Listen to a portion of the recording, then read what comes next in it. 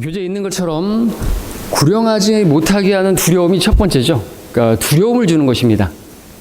하나님께서 우리에게 주신 것은 사랑과 능력과 건전한 생각의 영이고, 그죠? 주를 두려워하는 영인데, 근데 주를 두려워하면 다른 것을 두려워하지 않을 수 있는데, 주를 두려워하지 않으니까 다른 것을 두려워하게 만들죠.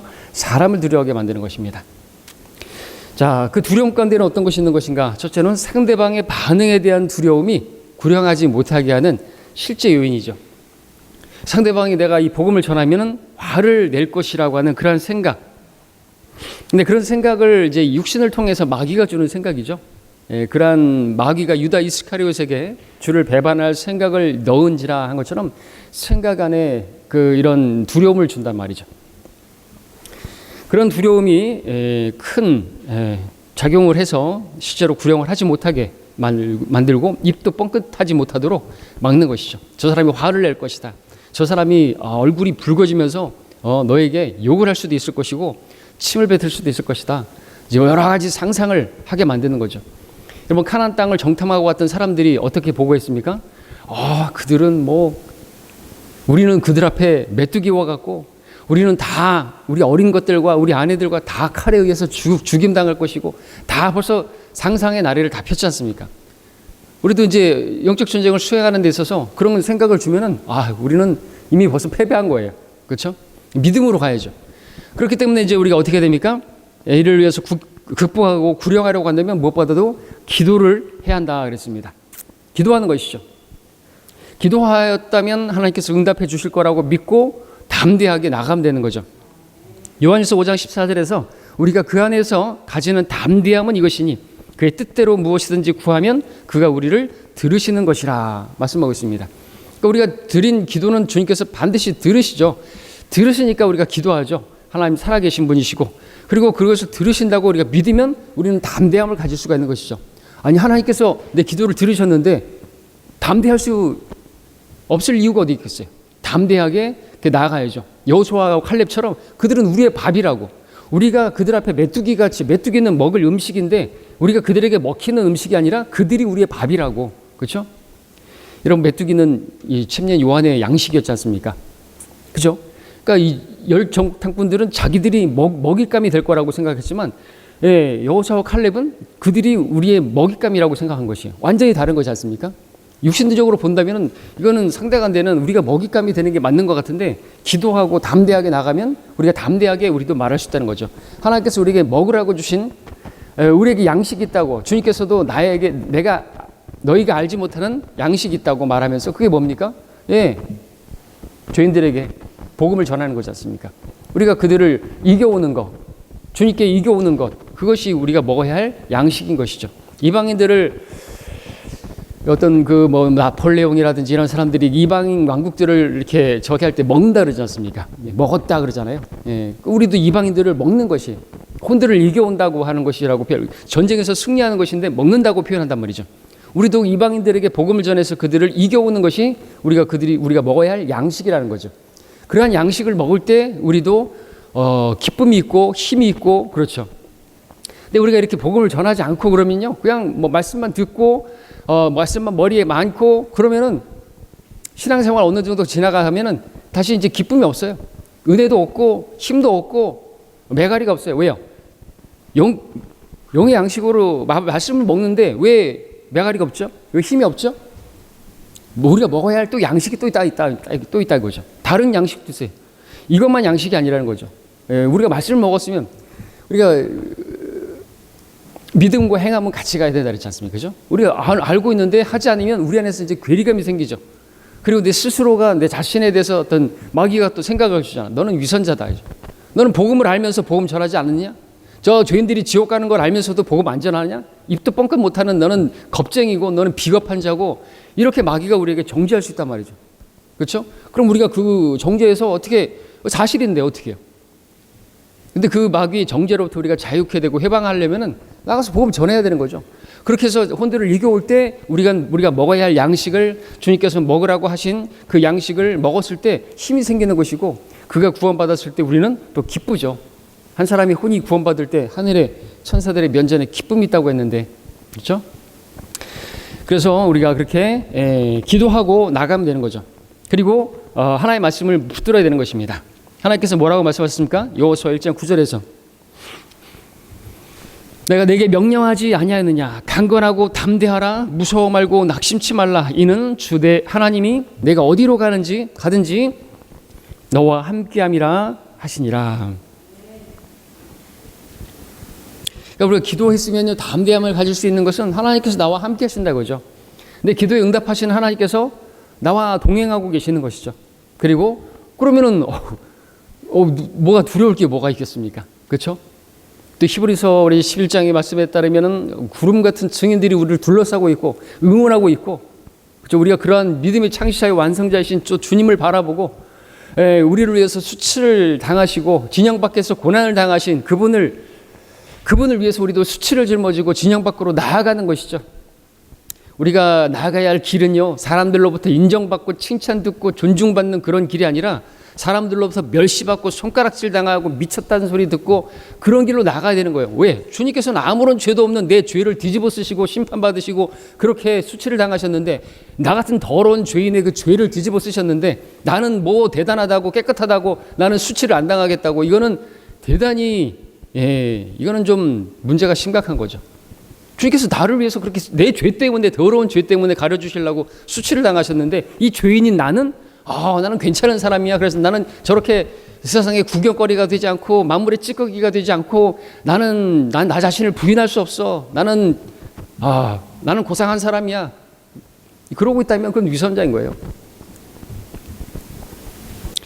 자, 그럼에도 두려워한다면 주님께서 또 말씀을 주시죠. 그래서 이런 말씀을 붙들어야 됩니다. 누가복음 12장 5절에서 뭐라고 말씀하십니까? 우리 함께 읽죠. 시작. 그러나 너희가 누구를 두려워해야 하는지 내가 보여주리라. 죽인 후에 지옥에 던져넣는 권세를 가진 그분을 두려워하라. 정녕 내가 너희에게 말하노니 그분을 두려워하라. 말씀하겠습니다. 우리 어제도 복음을 전하면서 우리 자매님들이 복음 전하니까 어떤 사람이 와가지고 막 뭐라 하고, 그죠? 책망하면 자기들이 뭐 하나 되는 것처럼, 왜 어린아이들 아무것도 모르는 애들을 붙잡고 지금 뭐 하냐고 말이죠. 뭐 그렇게 하잖아요. 그죠? 근데 그런 사람들의 반응이 두려워서 우리가 복음을 전하지 못하면 그건 우리가 지는 거겠죠. 근데 우리가 그럴 때 그 사람이 뭐예요? 그죠? 그 사람이 아줌마건 아니면 조폭처럼 생긴 사람이건 우리는 그 사람이 아무것도 아닌 거죠. 두려워할 필요가 없는 거예요. 왜? 그 사람은 나를 죽일 수 있어도 나를 지옥에 던져놓지 못하잖아요. 근데 하나님께서는 그 사람을 지옥에 던져넣을 수 있는 그런 분이신 거죠.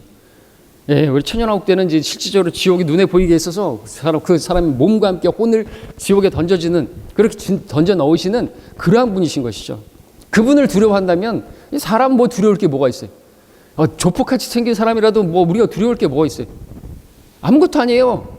아무것도 아닌 자가 뭐라고 하는데 거기에 우리가 꼬랑지 내리면 우리가 개가 되는 거예요?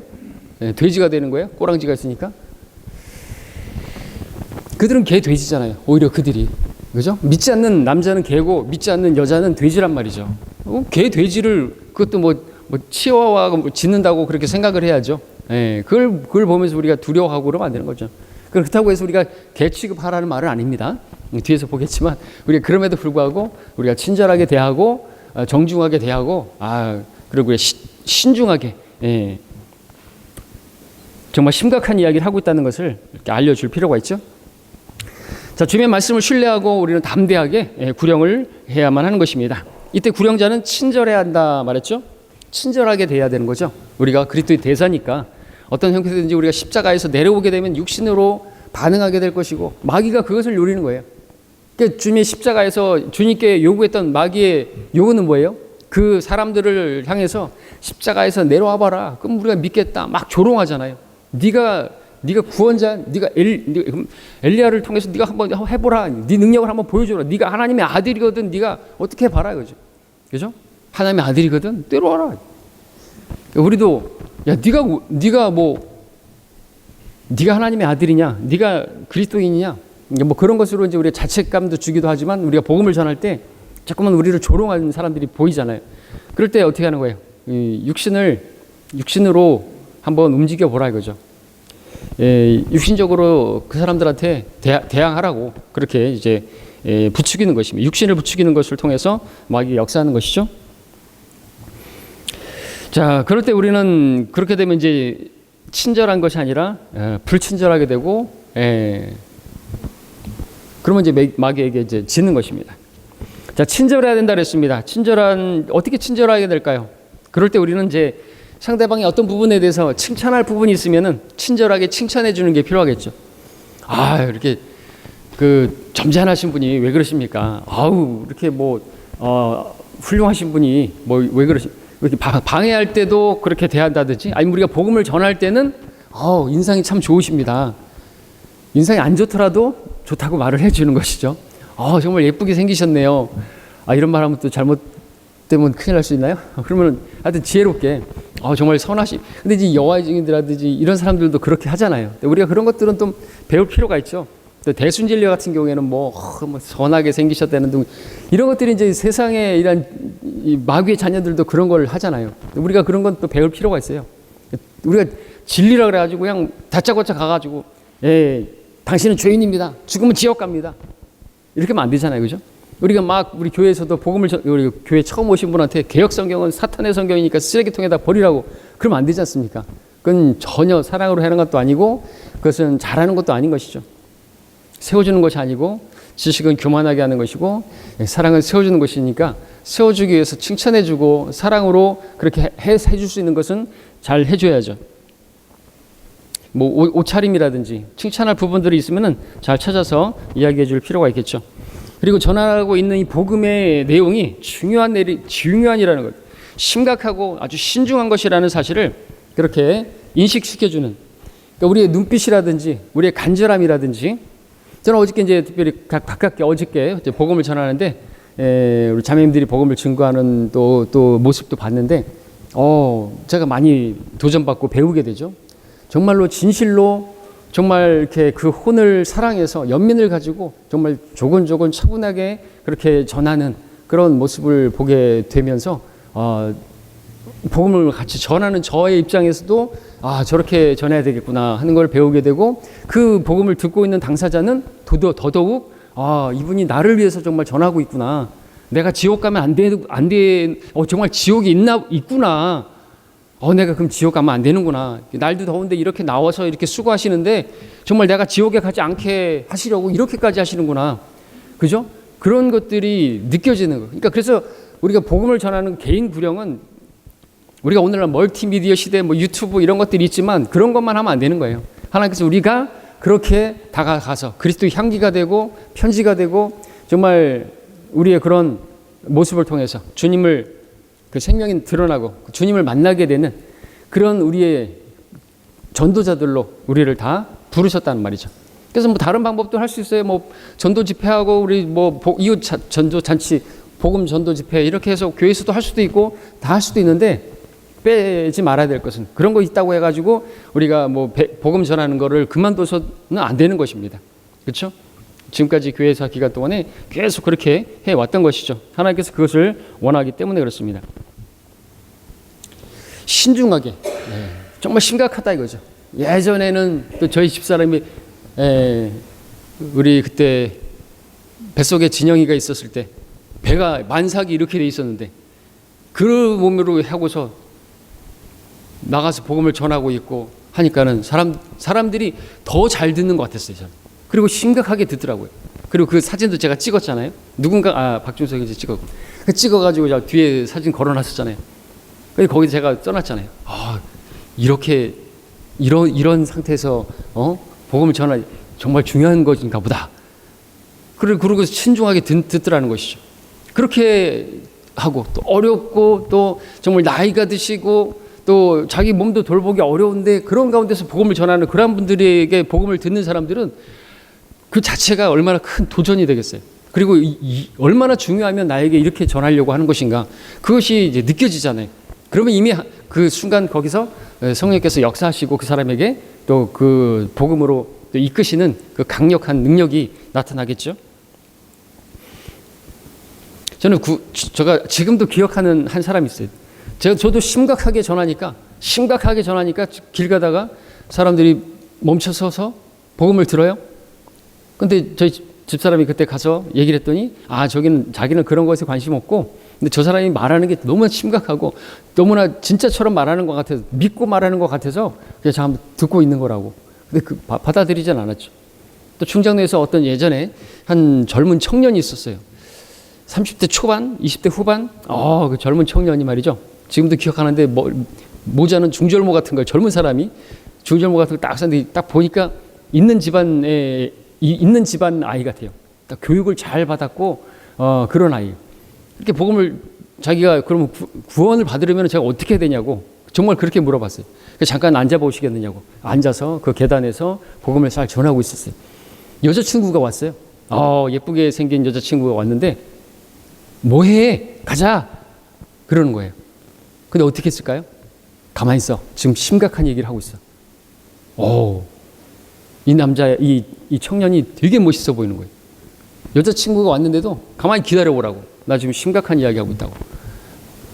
저도 심각한 얘기를 하고 있는 거예요. 그리고 또 우리 여기 방염 시트지 하신 사장님, 저 뒤에 있는 의자에 앉아가지고 그 조수하고 같이 앉아가지고 복음을 듣고 있는데 이 조수 핸드폰이 울렸어요. 그러니까 이분이 하는 말이 야 심각한 얘기하고 있는데 핸드폰 꺼. 나가서 전화하든가. 지금 심각한 얘기하고 있는데 지금 그런 얘기를 하는 거죠. 그리고 그 둘 다 이제 구원 받았지만 이 방염 시트지 하신 분은 정말로 신중하게 복음을 듣고 예수를 영접하고 구원 받았어요. 그리고 이제 또 전도지도 너무 잘 받아들여서 집에 가서 아내에게도 주시고 자녀에게도 주시라고 전도지를 이렇게 전해 주었던 적이 있었습니다. 자, 그렇게 신중하게 또 확신 가운데 우리가 또 기도했다면 담대하게 그렇게 전해야 되겠죠. 우리 다른 사람들처럼 예수 한번 믿어보세요. 예수 믿으면 좋습니다. 이렇게 하면 안 되는 거예요. 나는 예수 안 믿어도 지금 잘 먹고 잘 살고 있고 나 좋아. 그럼 어떡할 거예요? 그렇죠? 그렇게 전할 게 아니라는 것이죠. 예전에 이성 목사님 계실 때는 그렇게까지도 하지 말라 그랬죠. 허리를 숙여가면서 막 전도지를 주고 그러지 말라고. 그 모습이 어떻게 보면 교회 와가지고 돈 내라는 얘기밖에 그런 모습으로 인상을 비추니까 그렇게 하지 말라고. 딱 서가지고 받으십시오. 이런 식으로 하라고까지 말씀을 하셨는데 그래도 우리는 그러면 좀 너무 그럴 수 있으니까 그 사람들에게 눈높이에 맞춰가지고 약간 허리를 숙이고 정중하게 우리가 구들하게 굽히는 게 아니라 그들에게 정말 소중한 걸 전하는 거라는 것을 인식시키는 외모도 필요하잖아요. 어떤 행동도 필요하잖아요. 나는 구원받은 하나님의 자녀고 너는 마귀 자식이니까 받으려면 받고 말라 말아 이런 식으로 하면 안 되는 거죠. 그건 잘못되게 행동하는 것이죠. 또한 호칭에도 주의해야 된다 그랬습니다. 호칭 때문에 마음의 문이 닫히면 안 되겠죠. 실제로 제가 서울에 있을 때 한 젊은 청년이 제 옆에서 그 친구는 정말로 많이 복음 전하고 그런 친구였는데 지금 없죠. 근데 많이 배울 것도 많았는데 또 배우지 말아야 할 것도 보게 되었어요. 그 중에 하나가 호칭이었어요. 근데 이제 꼬마애한테 꼬마라고 말을 하는 거야. 꼬마애한테 꼬마라고 말하는 게 잘못된 건 아니지만 제가 듣기에 별로 안 좋더라고요. 그리고 그 꼬마도 듣는데 되게 기분 나빠하더라고요. 초등학교 애인데 야 꼬마야 너는 죄가 뭔지 알지? 꼬마야 계속 꼬마 그러니까 거기서 얘가 좀 불쾌하는 것이 느껴졌어요. 제가 볼 때 안 받아들이죠. 우리가 꼬마라 할지라도 학생이라고 바꿀 수도 있잖아요. 그리고 하여튼 그런 말들이 아니면 이름을 물어본다든지 그죠? 민수니? 민수야 너는 어떻게 이렇게 이런 식으로 호칭하면 되죠. 그리고 또 아줌마 이런 거보다는 조금 더 넓혀서 아주머니 아니면은 아주머니도 좀 그렇다 그러면 사모님, 사장님, 선생님 또 직장에 있는 분이라면은 직함을 부를 수가 있겠죠. 아는 분이라면 과장님, 부장님, 회장님 그렇게 해서 호칭하면서 하는 것이 필요하겠습니다. 이런 거 하나하나가 작은 것 같지만 그런 거 작은 거 하나에서 우리가 또 마귀에게 틈을 주면 안 되잖아요. 그죠? 그것 때문에 복음이 들려질 수 있는 그걸 통로를 막아버리면 안 되잖아요. 그렇죠? 그것이 우리가 이제 하나하나 세심하게 여러분들 사랑하는 사람에게 우리가 대할 때 그 사랑하는 사람에게 다 맞춰주잖아요. 그렇죠? 하나하나까지도 뭐 별걸 다 하잖아요. 뭐 의자까지 빼주고 그 왜 그렇게 하는 거예요? 사랑하니까. 그렇게 어떻게든지 간에 좀 불편한 것들이 없게 하려고 애를 쓰잖아요. 근데 우리가 이 복음을 전하는데, 하나님 일하는데도 그런 세심한 배려가 필요한 거죠. 성령의 열매 가운데 친절이 있고요.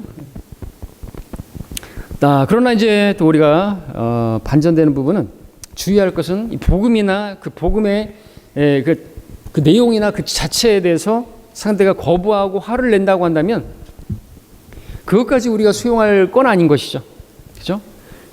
꼭 예수님만 믿어야지 구원받는 것이냐고. 너무나 배타적이다라고 말할 때, 좀 배타적인가요? 저도 그렇게 생각해요. 이러면 안 되겠죠. 그건 타협하는 것이고, 그것은 하나님의 영광을 가리는 것이고, 그건 그리스도를 시인하지 않는 것입니다. 우리 그리스도를 시인할 수 있어야 되는 거죠. 하늘 아래 다른 이름을, 구원을 받을 수 있는 이름을, 다른 이름을 사람에게 주신 적이 없다고 그러죠. 주 예수 그리스도만 믿어야 된다고. 다른 종교도 진리라고 한다면 그거 한번 얘기해 보라 이거죠. 사람은 왜 죽냐 이거죠. 사람은 왜 죄를 짓나요? 왜 사람 치고 죄 안 짓는 사람 없나요? 사람이 죽으면 어떻게 되나요? 한번 얘기해 보라 이거죠. 사람은 왜 죄를 짓나요? 사람은 왜 죽나요? 성경은 죄의 싹은 사망이라 그래서 사람이 죽는 이유는 암에 걸려서 죽는 게 아니에요. 이미 죄라고 하는 그것이 암처럼 그보다 더한 것으로 우리 죄가 있단 말이죠. 그 죄 때문에 죽는 거예요. 죽음으로 끝난다면 또 우리가 할 말이 없어요. 그러나 죽음 뒤에 둘째 사망이 있어요. 한 번 죽지 두 번 죽냐가 아니라 두 번 죽는단 말이죠. 그 혼이 지옥에 던져지는 걸 둘째 사망이라고 말하고 있어요. 불이 꺼지지 않는 곳, 고통하는 장소, 그 지옥에 던져지는 곳, 그 지옥이 있기 때문에 그것을 우리가 부인할 수는 없는 거죠. 저도 지옥은 보지 못했지만 지옥이 아마 있을걸요? 이런 식으로 말하면 다 끝나버리는 거죠. 당신이나 그렇게 생각하라고, 나는 나대로 생각하겠다고. 그러면은 이거는 아무것도 아니게 되는 것입니다. 진리를 타협해서는 안 되고 우리 스스로가 부인해서 안 되는 거죠. 오직 예수님 외에는 구원이 없다고. 받아들이든 안 받아들이든 안 받아들인다고 하면 나는 다 전했습니다. 전 할 일을 했습니다. 당신이 지옥 가는 것은 당신의 선택에 의한 것입니다. 분명하게 말해줘야 되겠죠. 또 어저께 이제 이야기들 나왔지만은 요즘 조그만 것들이 말이죠.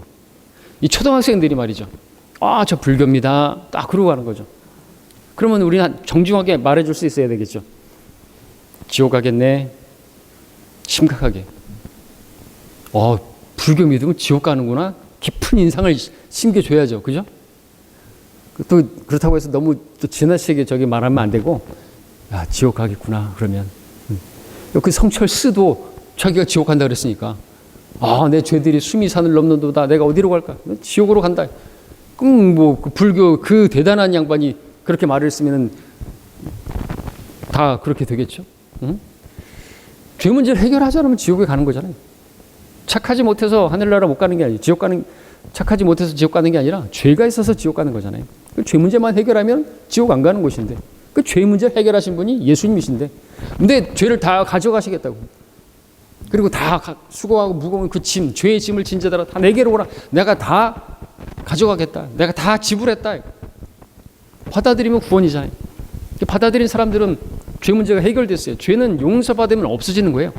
죄 없는 사람이 어디 있어요? 근데 다 죄가 있는데 그 죄를 용서받으면 죄는 없어지게 되는데, 그 죄를 용서하시려고 바로 예수님이 십자가를 지셨단 말이죠. 예수님께서 내 죄를 다 가져가신 분이라고 믿으면 난 죄가 없는 거예요. 죄가 없어졌으니까 죄 없는 사람이 왜 감옥에 갑니까? 지옥에 갑니까? 죄가 없는 사람이 왜 감옥 갑니까? 죄가 없어졌는데 죄가 없는 사람이 왜 우리가 지옥에 가야 됩니까? 없죠. 죄가 없어졌어요. 그래서 우리가 하늘나라 가는 거지. 우리가 예배 잘 드리고 11조 잘하고 열심히 복음 전하고 그래서 우리가 하늘나라 가는 게 절대로 아닌 것이죠. 예수님의 그 공로로, 그 은혜로 우리가 하늘나라에 들어가게 된 것이죠. 우리 그걸 값없이 받았으니까 값없이 전해야 되는 것이고요. 우리가 전하지 않으면 누가 전하겠습니까? 자, 두 번째, 주위 사람들의 시선에 대한 의식과 두려움이 구령하지 못하게 한다. 자, 이것을 같은 것이겠죠. 사람들이 나를 어떻게 생각할까봐. 이 사람도 그렇지만 주위에서 나를 쳐다볼까봐. 또 우리 형제님들 같은 경우는 이제 복음을 거리 설교하려다가 보면, 거리 설교하고자 할 때 제일 저기 한 게 사람들이 나를 어떻게 쳐다볼까? 여러 사람들의 그 시선이 자꾸만 그것에 대한 두려움이 우리 거리 설교하게 못하게 만들고, 또 길거리에서 우리가 복음을 전할 때도 이것이 구령하지 못하도록 막는 걸림돌이 될 수가 있습니다. 역시나 일본에서 봤던 것처럼 기도하고 평안을 유지하는 가운데서 담대하게 전하면 되는 것이죠. 그리고 사실 저 사람들 우리 신경 쓸 게 아닌 거예요. 그 사람들의 시선 신경 쓸 게 없어요. 어차피 그 사람들은 우리한테 관심도 없어요. 그 사람들 우리한테 관심을 가진들 뭐 할 거예요? 그 사람이 나하고 뭔 상관이 있어요? 그 순간 스쳐 지나가고 안 볼 사람들인데 그 사람들을 왜 우리가 신경을 쓰냐 이것이죠. 그렇죠? 근데 우리가 괜히 그냥 신경 써요. 우리 우리 교회 안에 들어올 때도 그렇죠. 우리는 어떤 특별히 젊은이 같은 경우에는 이제 우리 교회는 없겠지만은 얼굴에 피부에 트러블이 생겨가지고 교회 못 나온다 그러고, 또 어떤 것이 때문에 아무도 신경 안 써요. 그죠? 뾰루지가 나고 여드름이 나고 그거 가지고 아무도 성도님들은 신경 안 쓰는데 자기 혼자 신경 쓰는 것이죠. 그죠? 그 마찬가지예요. 그런 것들을 자꾸만 신경 쓰다 보면 복음 전하는데도 내가 이렇게 하면은 저 사람들이 날 쳐다보면서 나에게 신경을 쓸 거야. 아무도 신경 안 쓴다 이거죠. 우리가 신경 써야 될 것은 그런 사람들을 신경 쓸 게 아니라 저 사람들이 지옥 갈 것을 신경을 써야죠.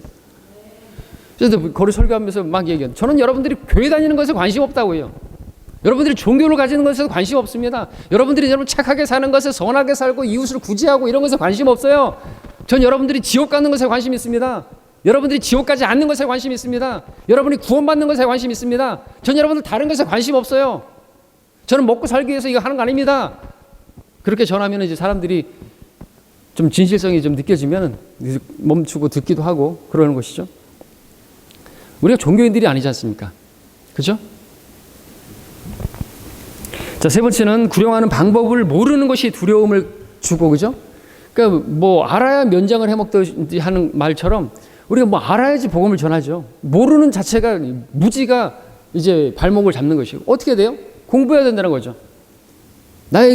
내가 가지고 있는 그 소망에 관해서 묻는 사람들에게 답변할 것을 준비하라고 그랬죠.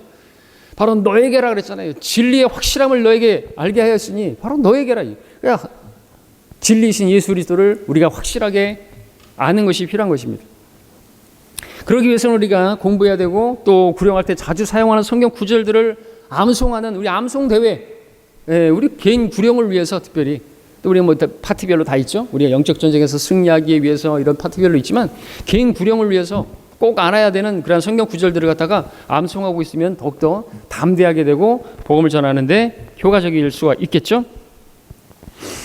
또 다른 구령자들과 함께 구령함으로써 그런 두려움을 이겨낼 수가 있습니다. 나는 구령할 줄 모르는데, 그러면 구령 잘하는 많이 해본 사람들 옆에서 같이, 주님께서도 제자들을 둘씩 보냈잖아요. 그래서 그런 것들을 또 다 여화진들도 배우고 했지만, 그렇게 해서 이제 복음을 전하는 거를 훈련하는 거죠. 저렇게 전하면 좋겠구나. 저렇게 전하는 거는 저 사람의 마음을 닫게 만들겠구나. 그죠? 꼬마야라는 듯이 이런 것들은 또 우리가 그런 나름대로 또 배움을 얻어서 난 저렇게 하지 말아야 되겠구나. 이렇게 하면은 효과적이겠구나. 이런 것들을 배움으로써 우리가 또 복음을 전하는데 잘 훈련될 수가 있겠죠. 자, 이제 큰 두 번째로 구령하지 못하고 실패하게 하는 그 마음가짐, 그것이 또 복음을 전하는데 방해하는 요소가 됩니다. 실패하면 어떡하나? 그 첫 번째로는 무능력하다고 느끼는 마음가짐이 구령을 실패하게 만들죠. 나는 아무 능력이 없어. 많은 그리스도인들이 교육이나 재능의 결핍 때문에 무력하다고 느끼는 그 부정적인 마음을 가지고 있는 것이 사실이죠. 나는 할 수 없어. 내가 어떻게 전해? 나 같은 연약한 사람이, 나는 언변도 하찮고 아는 것도 없고, 아는 것이 없으면 배우면 되는 거고, 그런 마음가짐이 구령하는데 실패하게 하는 원인이 되는 거죠. 그러니까 성경은 뭐라고 말합니까? 우리가 대단하니까 우리를 보내시는 게 아니에요. 형제들아, 너희는 너희의 부르심을 보라. 부르심을 받은 자들은 육신을 따라 지혜로운 자가 많지 않고 권력 있는 자도 많지 않으며 좋은 가문에서 태어난 자도 많지 아니하느니라. 그러나 하나님께서 세상의 어리석은 것들을 선택하시면 지혜로운 자들을 부끄럽게 하시려는 것이요, 하나님께서 세상의 약한 것들을 선택하시면 강한 것들을 부끄럽게 하시려는 것이라. 하나님께서 세상의 천한 것들과 멸시받는 것들을 선택하신 것은 없는 것들로 있는 것들을 쓸모없게 만들려 하심이라 했습니다. 하나님께서 저 같은 사람을 쓰시는 이유가 뭘까요? 저는 모르겠습니다. 아니, 알죠. 저는 어떻게 보면 단순해서 그래요, 제가. 저는 땅 파는 일을 했잖아요. 얼마나 단순한지 몰라요. 땅 파면 돈이 나오더라고요. 땅을 파면 돈이 나오냐 그러는데 저는 땅을 파니까 돈이 나오더라고요. 웃기는 얘기인데. 자, 근데 어쨌든 간에 저는 땅만 파는 일을 했어요. 근데 땅 파다가 진리를 알게 되고, 땅만 파다가 진리를 알게 됐는데도 계속 땅만 파고 있다가 땅 속에 묻힐 인생, 그러라고 진리를 알려주신 건 아닐 텐데. 그래서 신학을 공부해야 되겠다라는 그런 마음을 가지게 되고, 결혼한 지 얼마 안 되고 정말 3개월 만에 서울에 올라가서 98년 가을 학기에 등록을 하고 공부를 하게 되었죠. 단순하니까 그렇게 할 수 있었던 것이죠. 뭐 여러 가지 재고, 그 상황에서 뭐 장비를 팔아야 되는데 사업 말소 신고해야 되고 뭐 이것저것 생각하고, 지금 신혼인데 지금 신혼 3개월밖에 안 됐는데 뭐 지금 뱃속에서 애가 자라고 있는데 뭐 별의별 걸 다 생각하면은 못 하겠죠. 단순하게 생각한 거예요. 단순하게. 그래, 진리를 더 배워야 되겠다. 뭐 다른 것도 생각 안 했어요. 저는 뭐 신학 공부해서 목회하겠다 생각 전혀 없었고, 그냥 진리를 공부해야 되겠다. 집사람하고 그 의견을 합해서 그냥 물 다 빨리빨리 정리해버리고, 포크레인도 그냥 똥값에 팔아버리고, 그렇게 올라왔죠. 올라왔더니 얼마 안 있다가 제가 너무 똥값에 팔았나? 너무 싸게 팔았나? 후회하고 있을 때쯤 전화가 왔죠. 제가 팔았던 그 펌프 기사님한테. 불났다, 야. 포크레인이 불나버렸어요. 제게 그 많은 그 부영 아파트 현장에 엄청나게 많은 장비들이 있는데 왜 제게 불탔을까요? 제가 후회하고 있으니까. 돌아볼 것 없다 이거죠. 하필 왜 그게 불탔어요? 그 하청업체가 그 돈을 못 받았는데 그게 그 하청업체 그 장비인 줄 알고 거기다 불 지른 거예요. 근데 그 다른 장비들도 많고 그런데 왜 조그만 그 공투 포크레인에다가 불 지르냐고요? 다른 게 아니에요. 다른 이유가 아니에요. 저 돌아보지 말라고. 너 너무 성급하게 결정한 게 아니고, 너 이렇게 뭐 너무 싸게 판 것에 대해서 뭐 너무 손해 본 게 아닌가, 뭐 그런 생각하고 있으니까 돌아보지 말라고. 전화가 온 거예요. 덤프 그 기사 제가 복음을 전했는데 그 사람은 안 받아들였죠. 네. 덤프 기사를 하고 있지만 그 중에서 제일 머리가 좋고 대학까지 나온 사람이고 그런 사람이었는데 헛똑똑이. 자, 다른 얘기 했는데요. 자, 그 다음에 이제 두 번째는 구령하도록 이끌린다고 느끼지 않는 그런 마음자세, 그런 것이 구령을 실패하게 만들죠. 이렇게 마음을 가지고 있으면 아예 구령을 하러 가지도 않겠죠. 구령하지도 않겠죠. 나는 구령하도록 이끌리지가 않아. 그런데 말입니다. 우리의 삶의 영역에서 보면은 이끌리는 느낌이 주도하지 않습니다. 우리에게 이끌린다고 느끼든지 안 느끼든지 당연히 하는 일이 있죠. 여러분들 뭐 직장 나가는 게 이끌려서 나갑니까? 오늘 일할 기분이 아니야. 나 오늘 회사 안 나가. 왜? 피곤하니까. 안 나갈 거예요? 나가잖아요. 나 오늘 저 밥 안 할 거야. 왜? 날씨가 너무 좋잖아. 오늘 설거지할 기분 안 나. 왜? 피곤하니까. 그럴 거예요? 또는 뭐 설거지하고 싶은 마음이 끌리지가 않아. 그러면 이혼하자 그러죠. 옛날에 그런 농담이 있었는데 진담인지 모르겠지만은 탤런트 황신혜가 이혼을 당했나요? 이혼했잖아요. 왜 했어요? 당시 그런 얘기 있어요. 우스갯소리겠죠. 남편이 밥 왜 안 하냐니까 오늘 밥할 기분이 아니라고. 뭐 그런 식으로 뭐 농담이겠지만, 근데 어쨌든 우리도 복음을 전하러 가는데 복음을 전할 기분이 아니라고, 복음을 전할 이끌리지 않는다고, 뭐 이끌림에 의해서, 우리의 감정에 의해서 그렇게 복음을 전하고 안 되겠대요. 느낌의 좌우에서 하나님의 말씀에 순종할 것인가, 아니면 순종함으로써 느낌을 좌우할 것인가. 우리가 순종하면은 느낌이 오죠. 그죠? 순종해서 했을 때, 발을 뗐을 때 하나님께서 역사하시는 게 있지. 예전에 서울에서 이제 그런 분이 있어요. 지금도 없죠. 그런 사람들이 좀 문제가 좀 있는 사람들인데 말을 그런 식으로 해요. 자기는 복음을 전하는 일을 성령께서 강력하게 역사하셔야만이 그렇게 또 거기에 열매가 있기 때문에, 그렇게 강력한 이끌림이 없으면은, 하나님께서 날 이끌지 않으시면은 나는 복음 전하러 가지 않는다고. 성경은 뭐라고 말하고 있죠? 때를 얻든지 못 얻든지 그들이 듣든지 그만두든지 간에 이미 가서 전하라고, 모든 사람들에게 가서, 모든 피조물에게 가서, 모든 민족에게 가서 복음을 전하라고 말씀하고 있는데, 이끄셔야 된다고? 이미 하나님께서 이 말씀으로 이끌고 계시잖아요. 역사하고 계시. 너는 가서 전하라고 말하고 있지 않습니까? 성령께서 나에게 확실한 사인을 주셔야만 그 사람에게 가서 복음을 전한다. 이런 생각을 가지고 있는 사람들도 있어요. 이런 생각을 가진 한 성도가 있으면 예화입니다. 그 사람 늘 마음속에 복음을 전해야 된다는 생각을 가지고 있었어요. 근데 막상 전하는 일이 쉽지 않았습니다. 그래서 기도했습니다. 하나님, 저에게 분명한 사인이 있어야만 제가 복음을 전하겠습니다. 제가 어떤 사람 만날 때 하나님께서 저를 통해서 그 사람을 구령하길 원한다면 저에게 분명한 사인을 주십시오. 그러면 제가 그에게 가서 복음을 전하겠습니다.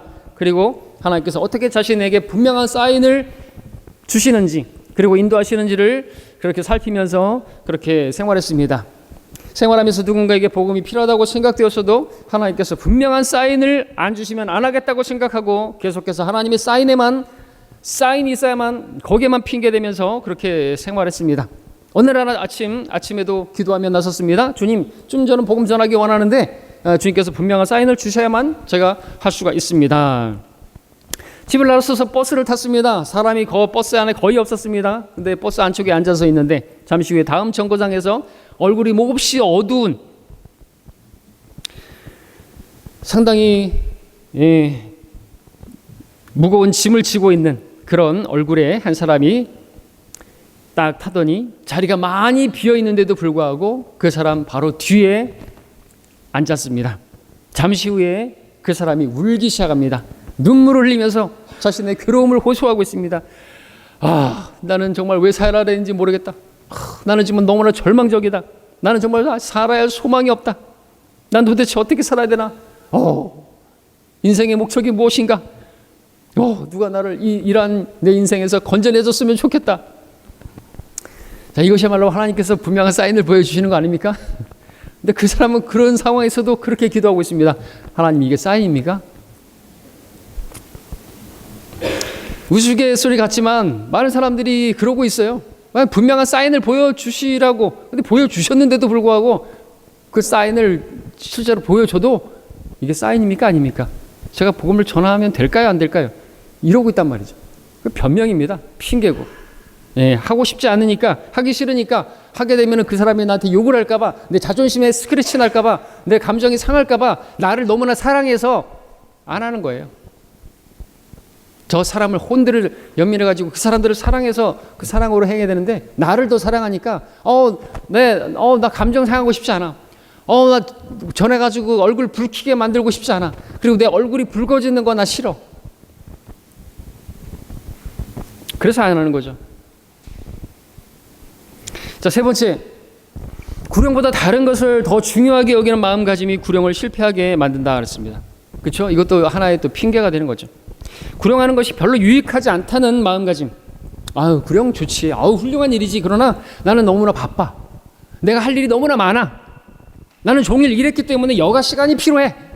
어떻게 그렇게 해? 나는 지금 이제 좀 쉼이 필요해. 난 일주일 동안 열심히 일했어. 그러니까 나는 좀 쉬어도 돼. 그런 내 말을 듣지 않을 거야. 시간만 낭비할 거야. 너무 가성비가 안 맞아. 그렇게 멀리까지 가서 복음 전해. 그냥 가까운 데 가서 전할 거야. 이러한 생각들이 구령하지 못하게 만드는 것이겠죠. 이 같은 생각들이, 그것은 구령이 중요하다는 판단이 지금 이제 없기 때문에 그렇지. 구령 얼마나 중요한데, 그 구령이 얼마나 중요한지, 뭐가 중요한지 모르니까 이런 생각들이 나오는 거겠죠. 우리가 매일 해야 할 일들이 있는 것이 사실이고 쉼이 필요한 것도 사실입니다. 그러나 그런 것들을 하되 구령이 생활 계획 가운데에서 들어가고 중요한 위치를 차지하고 있는 것과 다른 일의 변화에 따라 행해지는 것과는 큰 차이가 있는 것이죠. 우선순위가 무엇인가? 뭐가 더 중요하죠? 아버지를 장사 지내는 일이 더 중요합니까? 죽은 자들로 죽은 자를 장사 지내게 하고 너는 하나님 나라를 전파하라 하죠.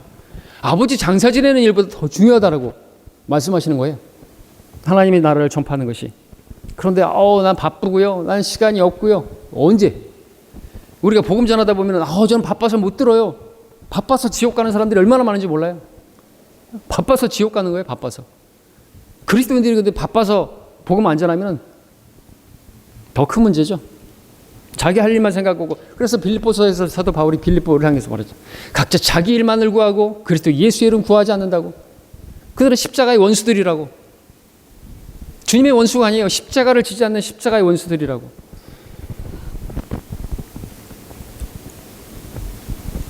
리 박사 한국 사람인지 모르겠습니다. R.G. 리인데 박사 학위를 받은 리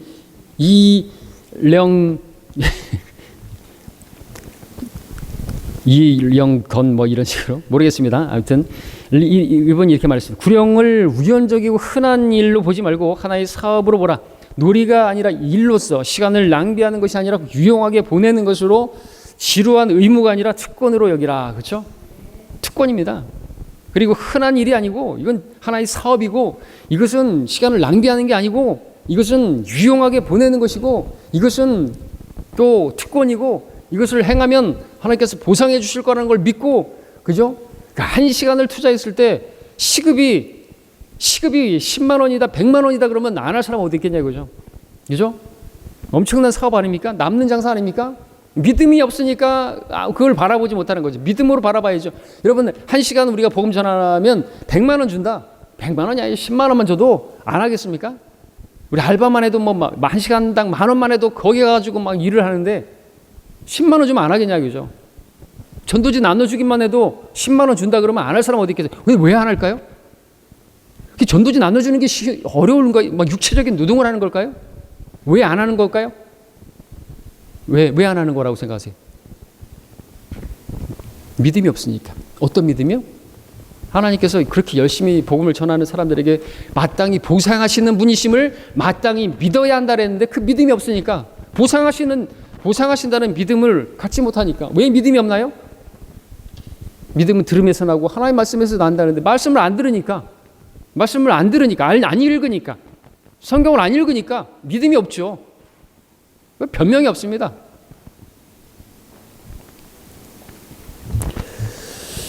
자, 그리고 마지막으로 네 번째는 성령께서 이끌지 않으시면 구령하는 것이 무익하다라고 하는 마음가짐.